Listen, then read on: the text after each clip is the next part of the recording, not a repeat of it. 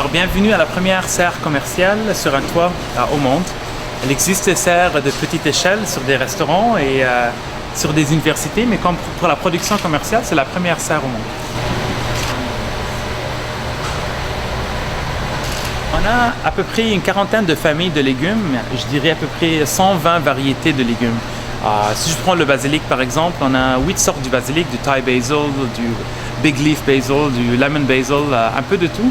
On a plusieurs sortes de salades, de mix de salades, du bok choy rouge, du bok choy vert, des roquettes, des cressons perses et aussi plusieurs sortes de micro-pousses. Alors on essaie d'avoir un peu de tout et l'idée c'est aussi d'avoir un feedback de nos consommateurs et de pouvoir gérer la production, les prochains cycles au fur et à mesure qu'on a notre feedback de nos consommateurs. Est-ce que vous allez intégrer petit à petit d'autres variétés de produits? Oui, absolument. Ce qu'on va essayer cet hiver, c'est les fraises. On veut produire des fraises en hiver.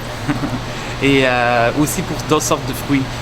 Les haricots verts, ça s'en vient. Alors, il y a beaucoup d'autres variétés qu'on pourra produire en serre et qu'on va aussi commencer à produire d'ici les prochains 6 mois. Dis-moi les principales difficultés que vous avez rencontrées jusqu'à maintenant dans la production. Dans la production, ça s'est très bien passé. On n'a pas eu beaucoup de difficultés. Je dirais que ce qui était vraiment difficile, c'était la construction et vraiment le concept, de concevoir le concept. Mais dans la production, ça va très très bien. On a eu des pousserons dans les 2 premières semaines et on a introduit si je ne me trompe pas, c'est des coccinelles qui viennent manger les pousserons et ça marche très bien. On l'a vu, c'est un peu comme regarder Discovery Channel, mais ça fonctionne très bien.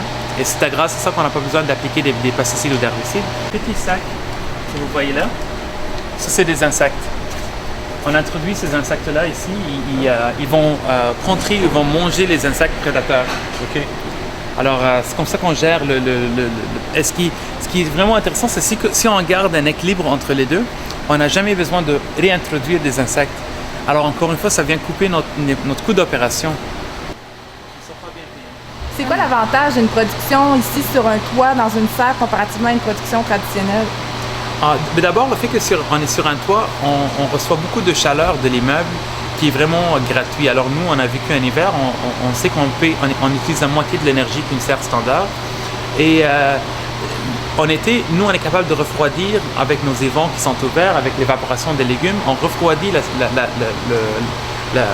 l'immeuble là où on est, alors on élimine l'îlot de chaleur qui existait ici auparavant. Et vraiment l'avantage principal, c'est qu'on est tellement proche de nos consommateurs. On est capable de cueillir des légumes la journée même que la distribution. On cueillit nos tomates quand sont vraiment rouges, quand tout leur sucre ont eu le temps de se former. Et c'est des légumes qui ne vont jamais voir un frigo, qui sont cueillis la même journée. Il y a un délai de quelques heures avant le transport à nos consommateurs. Il y a très peu d'emballage. Il n'y a pas de traitement post-harvest suite à la cueillette. Alors c'est un goût qui est vraiment distinct, c'est un goût qui est beaucoup plus accentué, surtout pour les herbes, pour les tomates. Ils ont plus de goût, ils sont plus concentrés avec le goût et ils se conservent ils ne se conservent pas aussi bien que les légumes qu'on achète au supermarché. C'est parce qu'on utilise des cultivars et des variétés pour leur goût et non pas pour leur transportabilité. Parce qu'on n'a pas le même problème qu'un producteur qui est au Mexique qui doit faire parvenir ses légumes des milliers de kilomètres.